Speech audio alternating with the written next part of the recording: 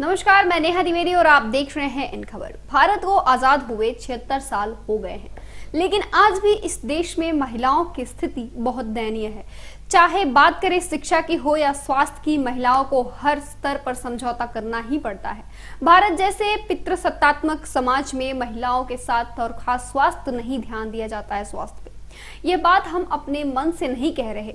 हर जिंदगी अपनी खास मुहिम आजाद भारत यानी नारी के तहत कुछ आंकड़े आपके सामने पेश करने जा रहे हैं, जो भारत में महिलाओं के स्वास्थ्य देखभाल पर आधारित है। ये सरकारी आंकड़े आपको डरा भी सकते हैं। चलिए जानते हैं क्यों भारत में आज भी महिलाएं बुनियादी स्वास्थ्य देखभाल से वंचित हैं। बेहतर स्वास्थ्य के लिए बीमारी का उपचार करना जरूरी है, लेकिन क्या हो जब महिलाएं बुनियादी उपचार की पहुंच में ही ना हो।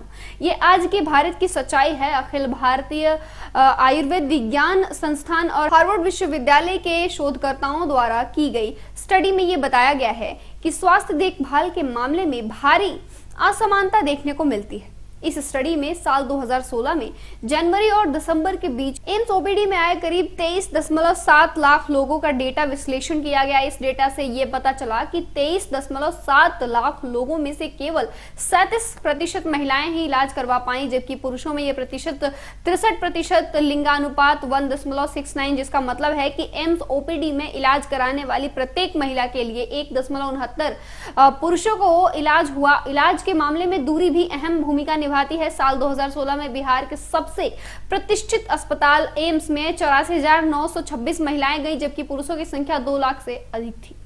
केवल बिहार ही नहीं, उत्तर प्रदेश में भी ऐसे ही कई प्रकार की स्थिति है। ऐसे में बात की जाए बड़े शहरों की, तो नई दिल्ली में 6.6 लाख पुरुषों में 4.8 लाख महिलाएं अस्पताल जाकर अपना इलाज करवा रही थी।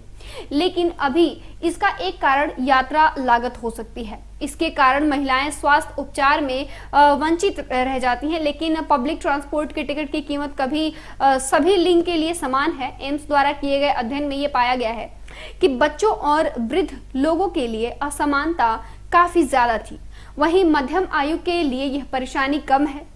इससे यह पता चलता है कि जब बात हेल्थ केयर की आती है, तब सबसे कम उम्र और उम्र दराज महिलाएं इस सुविधा से वंचित हैं। भारत में शिशु मृत्यु दर भी सबसे अधिक है, इनमें भी महिलाओं की संख्या काफी ज्यादा है। साल 2018 में प्रकाशित एक रिपोर्ट के अनुसार अंतर भी है, लेकिन कम हो गया है। अब पुरुषों की तुलना में 2.5% अधिक है। टीकाकरण में भी यह असमानता देखने को मिलती है, जबकि यह वह बुनियादी जरूरत है जिसे किसी भी गंभीर बीमारी को रोका जा सकता है। साल 2003 के भारतीय राष्ट्रीय परिवार स्वास्थ्य सर्वेक्षण ने कहा था कि लड़कों की तुलना में लड़कियों में टीकाकरण की दर 13% कम थी।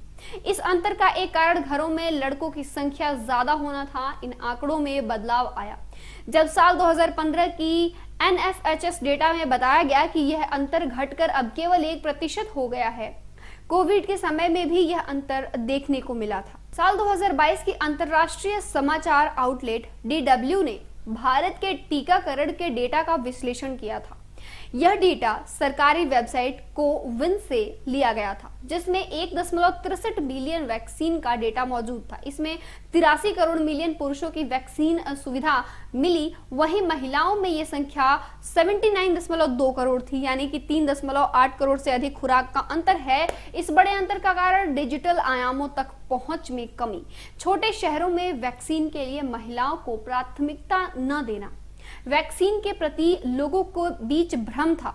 आज भी भारत में पीरियड्स से जुड़ी जानकारी का अभाव है। पीरियड्स होने पर सही देखभाल न मिलने के कारण महिलाएं और लड़कियों को कई तरह की परेशानियों का सामना भी करना पड़ता है, जैसे दर्द भी बहुत होता है। 2015-16 के नेशनल हेल्थ सर्वे के मुताबिक भारत में 33.6 करोड़ महिलाओं में से केवल 36% आबादी की पहुंच पीरियड्स के दौरान इस्तेमाल किए जाने वाले सुरक्षित प्रोडक्ट्स तक थी। बाकी महिलाएं आज भी कपड़ा, ऊन और घास जैसी चीजों का इस्तेमाल करती हैं, जिससे उनको दिक्कत होती है। यूके के Liverpool school of tropical medicine, data institute of social sciences, Mumbai, UNICEF India और अमेरिका के रोग नियंत्रण केंद्र की रिपोर्ट में करीब 1 लाख लड़कियों पर सर्वे किया गया, जिसमें यह पाया गया कि लगभग आधी लड़कियों को पीरियड्स होने से पहले तक इस बारे में कोई जानकारी नहीं थी। ऐसे में जब लड़कियों को पीरियड्स होते हैं तब उन्हें सुविधा और सहायता नहीं मिलती है। और आपको बता दें, एनजीओ दसरा की स्पॉट ऑन रिपोर्ट की माने तो टॉयलेट, अन्य सुविधाओं की कमी और दर्द की वजह से करीब 2.3 करोड़ लड़कियों के बीच ही है स्कूल छोड़ना पड़ा। अन्य लड़कियां जो पढ़ाई जारी रखती हैं वह हर महीने पीरियड्स के दिनों में स्कूल नहीं जा पाती हैं। ये सभी चीजें लड़कियों के समग्र विकास में बाधा बनती हैं। व्यापक स्वास्थ्य श्रेणियों से हटकर हमने इलेक्टिव पीडियाट्रिक कार्डियक चिकित्सा जैसी बीमारियों पर भी ध्यान दिया है। फिलहाल के लिए इस खबर में बस इतना ही। और भी तमाम जानकारी के लिए देखते रहिए इन खबर। धन्यवाद।